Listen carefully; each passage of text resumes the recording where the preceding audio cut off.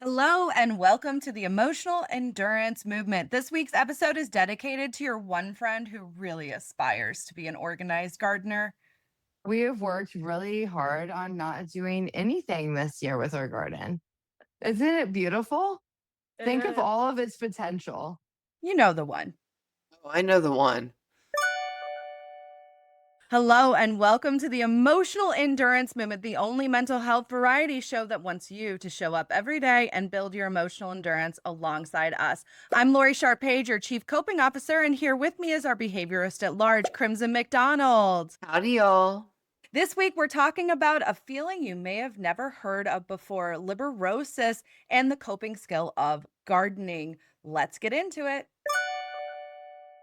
All right, so it's a new week. Let's go ahead and check out our emotional endurance scores. Crimson, what do you got for us?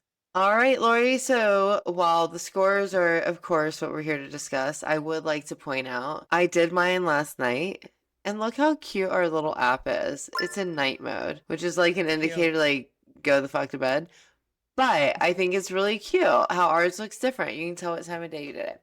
Okay, so I had hoped it had kind of stayed the same, but it actually dropped a point, which I thought was weird because honestly, I'm really excited and I'm feeling super hopeful about our new business adventure. And I feel like we've been tasked with a lot of things that felt very impossible, and we're doing it. And so my self-efficacy feels like it's doing really well. I feel like my hope's doing well. My optimism's higher than usual. Again, optimism's usually correlated with payment, and selling something is always optimistic for me. But interestingly, the environmental efficacy has gone down a lot, and that suggests it's the end days of summer. I don't know about your family, but we're kind of struggling over here with that. Like, all the summer activities are done. No more camps, no more swim team, no more, I mean, really anything. And we just have a couple weeks until school happens. So we're all just in the state of dread and preparation and chaos. And yeah, I don't feel like my environment is very supportive and conducive to having full reserves. So I guess my score came in all balanced out, and it just proves the theory, right? Even when you're really hopeful, if your resilience and your environmental efficacy drops, you drop with it. So, this is a little bit of a interesting kind of drop because as you're saying, it shows how dynamic everything is, right? So, when one lane eases up on you a little bit or gives you a little bit of excitement, there's always another lane that's in its own flux. It's very rarely that things are always on the same page, and that's one of the reasons why we wanted to track this score is to help people understand that their kind of reserves matter, number one. And number two, they all work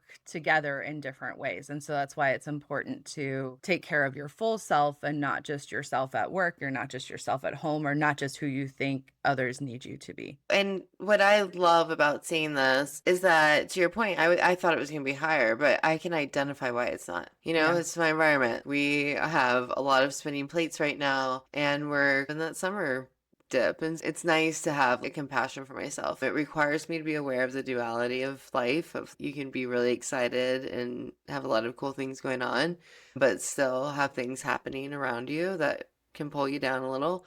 But it also brings compassion of just, it's okay right now. It's not the perfect time, but it doesn't pull away from my 8.9 in hope, That's true. right? That's true. That's a good For point. me, Yeah. my 5.9 in optimism. So it helps me find compassion and positivity in it all. Yeah. All right, Yeah. Lori, let's see what yours is. And I can tell you did yours this morning because yours is in day mode. I think my emotional endurance score, since we've been tracking, obviously you can see, is at an all-time high from when we Boom. started tracking, and I'm pretty pumped about that. And I agree upon reflection, you can actually see my hope and optimism and went down a little bit this week. And that was dealing with, there were some conversations that I was having with some close family members about needing to reset some boundaries and some systems and stuff like that. And worth having and ultimately ended up in a good place, but it was a lot of emotional energy expended. And I think one of the hardest things is when we're taking care of our own mental health to understand where is that line between what can we reasonably expect to control or to change versus what do we need to expect. And not surprisingly, a lot of these conversations included things that I realized I needed to be working on. I took the energy and the time this weekend, things come up when they come up, to really address those things. And so while it did decrease some of my reserves, overall, my index is much higher. And when I reflect on that, I believe it is because I feel very creatively fulfilled right now. I think that is something that fills my emotional endurance bucket up so much, is to be able to play around and be creative and to build things. And that is the period of time that we are in right now with the business. So I think that's having a great deal of impact. And yeah, I'm like feeling really good. And it is also very validating to see the growth. See, I got hurt. We started tracking probably a week or two after I got hurt. So I think it's fair to say like late May, early June when we started tracking. So probably about 12 weeks. Yeah. So with that being said, yeah, feels good to see. Feels good to Yeah. see. And I agree. It is very like when I looked at my hope score and everything, I was like, oh, I know why. Because it looks a little confusing to see the overall emotional endurance go up while your reserves go down. But that is because of how it all shakes out, right? And It's the you fancy can math we're doing. it's the fancy math, but it's also you can invest your emotional energy in having difficult conversations and they might bring you down a little bit, but ultimately they make you feel more grounded in your ability to manage the emotional dynamics that are happening around you. At least that's how I interpret my score this week. Awesome. Yeah, Yeah. I mean, getting hurt, I learned a lot. I learned a lot. And one of the lessons I learned, and I know this because this is a great example of knowing things versus living them are often two different things. But often the population I work with and have worked with as a clinician is chronic illness, chronic injury populations. I understand how psychological these things are. And yet I had to relearn it through this process Yep. of healing myself. And it is fascinating how much the mental health impacts the healing of a physical injury and vice versa, how much the healing of a physical injury can benefit your mental health. Well, I'm glad you're on the upswing. Congrats. What is our insight of the week, Crimson? All right, this insight of the week comes from two American prophets, and I think you'll agree. They're modern prophets, they're still living, and we have a few of those. The Indigo Girls. So, given our feeling of the week, I immediately, because you threw the word out there, and I'm like, what the hell is that? And off of your brief description, I started singing this lyric into my head, and so it got chosen as our insight of the week. And the best thing you have ever done for me is to help me take my life less seriously. It's great. Closer to Fine. Great song. If you have not experienced driving down the road, belching it out, your life is not complete yet. So go do that. But yeah, I'm 43. I don't know how to do this yet. Life is still way too serious. I hold on way too tightly and I don't know how to do it. I think I've gotten better, but I first heard this lyric probably in sixth grade. At the time, didn't take life that seriously, but yeah, Indigo Girls inspire, but it does not change behavior. I can't. I think I'm on this journey right now. I think I've been on this journey right now. You're learning how to do it? Or are you Yeah. singing the song in your head right now? I'm singing the song in my head, but no, I think I'm learning. I am aspiring to learn how to do this. And I think I'm making progress. This is why I was going to get eyebrows tattooed today. I'm old. I'm past the halfway mark. Who cares? Get a face tattoo. Why not? But then I called and canceled, which is why we go back to I can't take my life less seriously.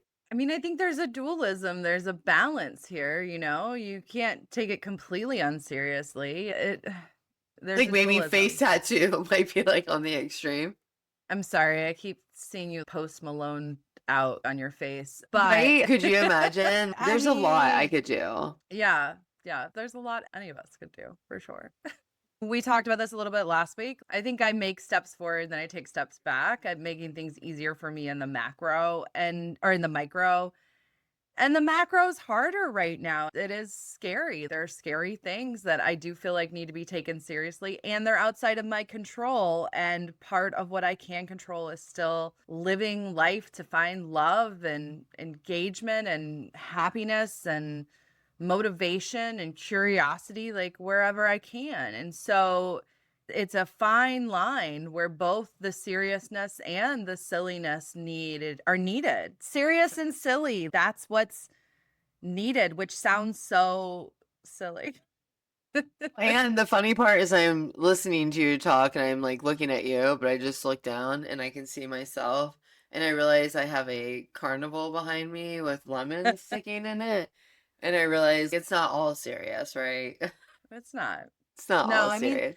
and I think you and me live in this junction probably more so than other people because our whole vision for our business has been to find creative and innovative and lighthearted ways to support people in building the skills that they need for their mental health. We live this every day, but I do think this is a world that discounts silliness, it discounts play, it discounts pleasure, it discounts rest because we are ultimately in late stage capitalism where your production is your worth. And to give millennials some credit here, one, I love the idea of late stage capitalism. We're there, but I hate to say it. I don't think capitalism's going anywhere. So we're just in a new phase. But I do think we were raised to think that responsibility equals seriousness equaled responsibility. And there was Respect.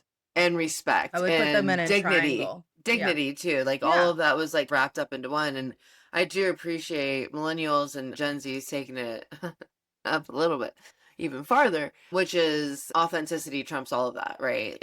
You can be silly. I get this a lot. I realize in my political career, a lot of people thought I would be drinking at events and stuff because I am silly. If I'm at an event, I'm fully there. What's up? Even if I'm not drinking. But I think for especially people older, there was just always this assumption of she's drinking, and that's what makes her loose enough to be social and to engage. And the reality is that I have for a long time refused to fit the traditional stereotypes of how we engage with the world. And I have found connection comes from silliness. So while at home, when I think about life and contemplate the big macro stuff, I tend to take life too seriously. In the moment, I do try to have fun. I try to realize that you can have fun and be silly and be productive and make money and do work. I mean, what we're doing with our lives right now is yes, we need to make money. We need to have a profitable business. We want to grow. We want to do all the things capitalism has programmed into us that we need to do to be successful. But I think we're both aligned that doing that does not require us to lose our silliness and to be so serious it hurts. We are trying to Yeah. find that balance. And it's important. So thank you to the And it's great. aspirational, It you is. know? So, It's a I mean, like, privilege if you're too. not there, yeah, it's a privilege too. If you're not there, don't judge yourself. This week's feeling of the week is one you've probably never heard of. It is liberosis. Crimson, what's the definition?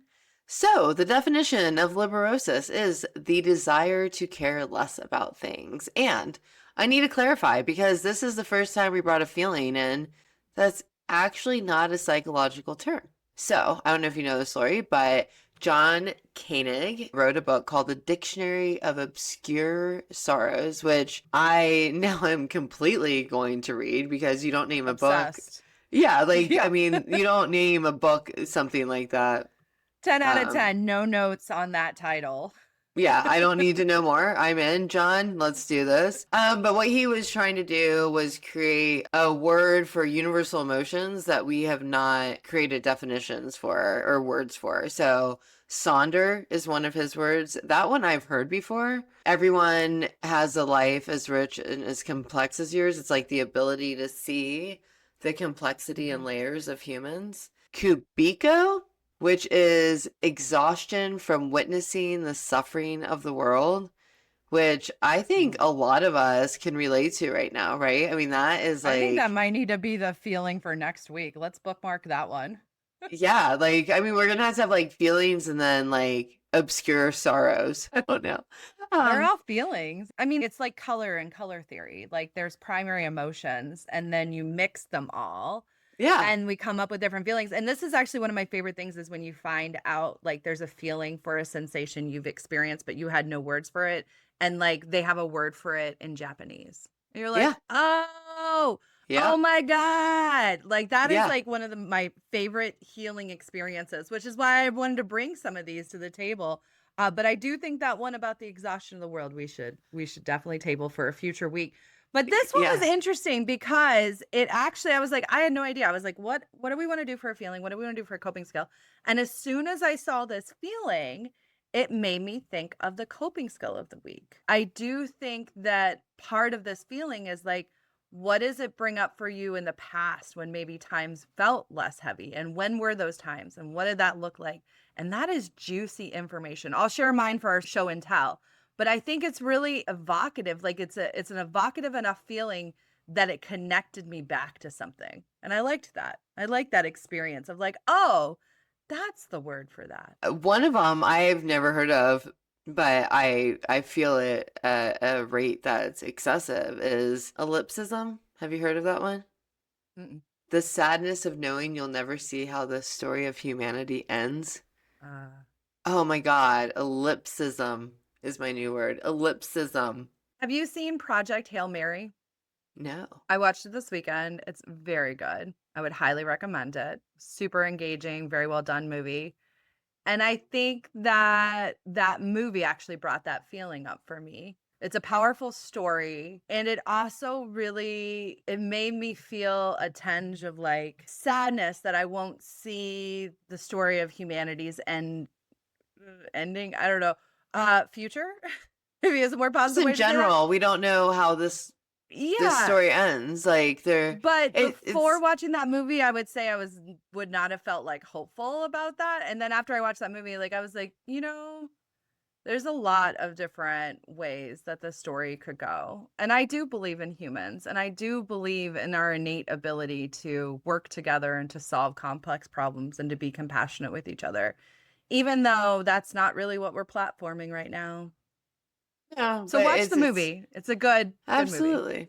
Yep. I got to spend time with a 90-year-old that is terminal, but he's in good shape, so he could talk. And it was a good grounder and a reminder that we've been through a lot at the macro in the last 100 years. There's a lot to be hopeful about, but none of us are going to know how it ends because we're going to die. So there's that.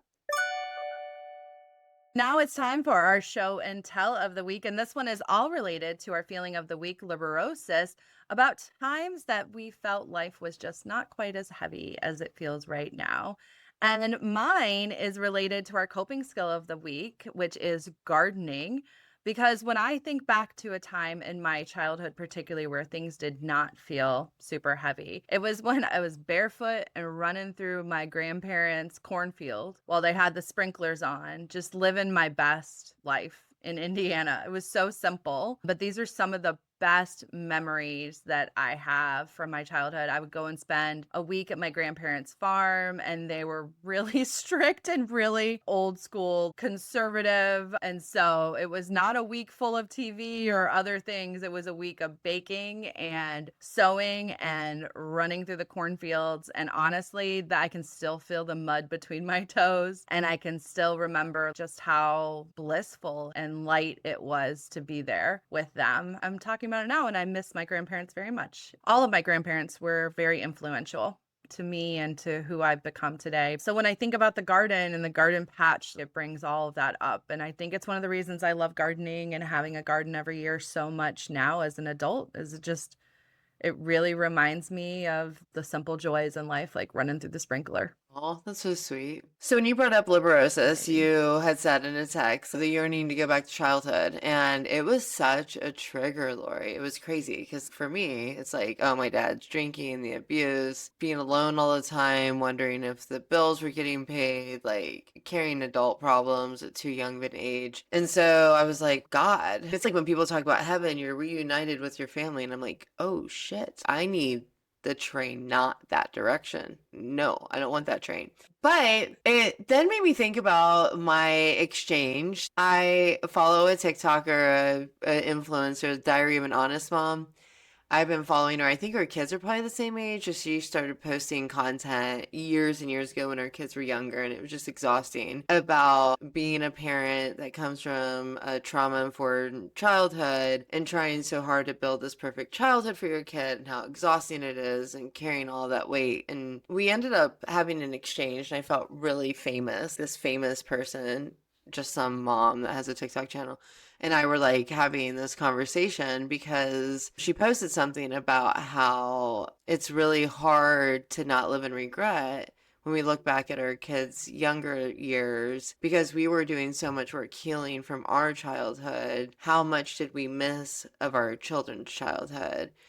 And I challenged her on that because, and the reason this goes back to Liberosis is because I'm starting to wonder if maybe we loved so deeply and we were trying to overcompensate so much. That's part of the pain of letting go of their childhood, is that we were so there, we were so present, and yeah, we were dealing with a lot of emotions, but a lot of parents don't hang on to that chapter as much as us. I think it's because that is the childhood we wanted. We created the childhood we wanted, and when I think of, I made huge sacrifices. I had a great career and I left my career when I had a kid, which is something I don't think any of us saw on my bingo card in any way.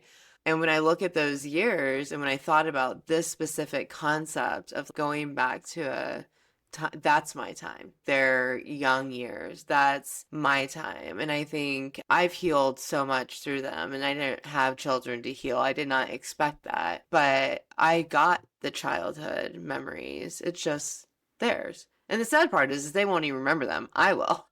I never, like, when I see TikToks, like, oh, I hope when I'm dying, it's the feeling of my dad carrying me in from the back seat of the car. I have no comprehension of what that even means. No idea. But I hope my children do. And I think I get as much joy from that as I would have had it been my own childhood. So I guess for me, Liberosis, in the context of my life, I think I need to work on continuing to love deeply, but the outage for me is I need to not hold on to it so tightly. I think that's what holds me back. I need to hold it at the proper level. Yeah. Well, caring for another child can help you to heal your inner child. So I do agree with you. I think that there's a powerful stage when we become parents ourselves to go back and revise some of those things and experience them in a different way, but in a way that ultimately heals us. This week's coping skill of the week is gardening. Gardening is amazing for your mental health. It's linked to lower depression, anxiety, and stress, and therapeutic gardening may produce meaningful symptom relief even if you're already experiencing those things because it gives the brain a break from constant directive attention. Natural environments can help us restore attention, reduce mental fatigue, and support emotional recovery from stress just simply by being in them. Gardening creates visible evidence of progress. This is one of my favorite parts of it. And it gently anchors you in the present moment.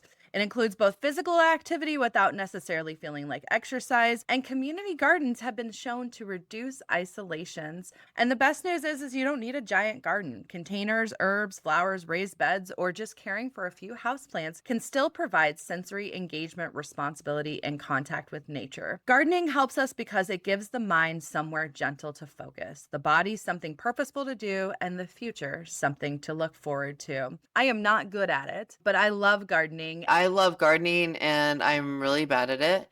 And I can't wait to show you what we've been working on this summer. Oh, you all guys have a garden too? Oh, you're gonna be so impressed.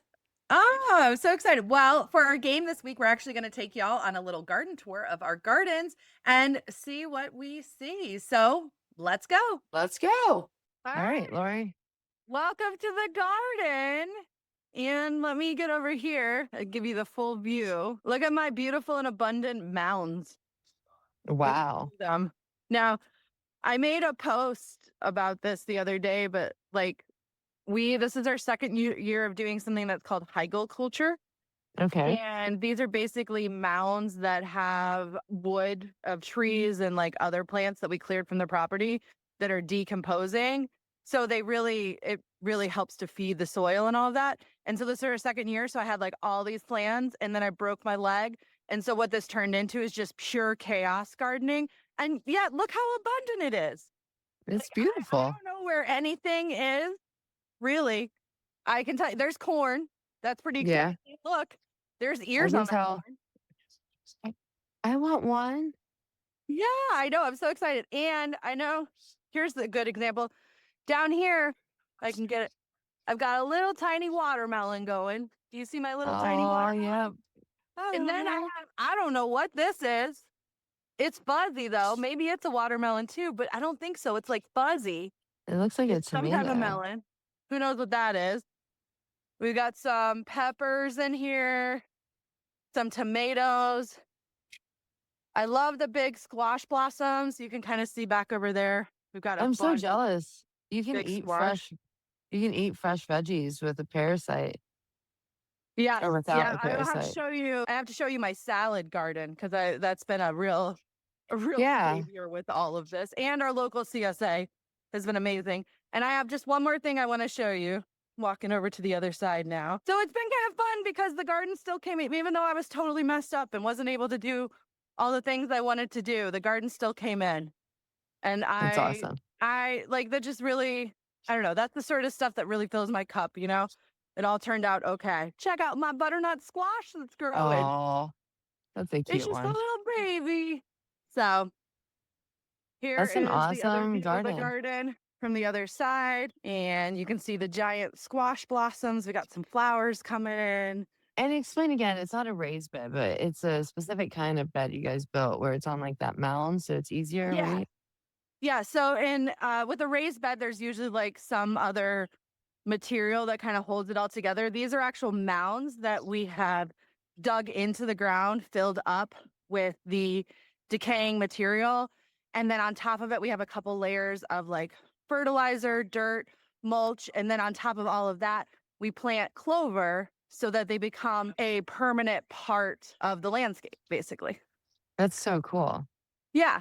Yeah. It's really, I love my garden. Grateful that I got to take you on a garden tour today. It's beautiful. Thank you.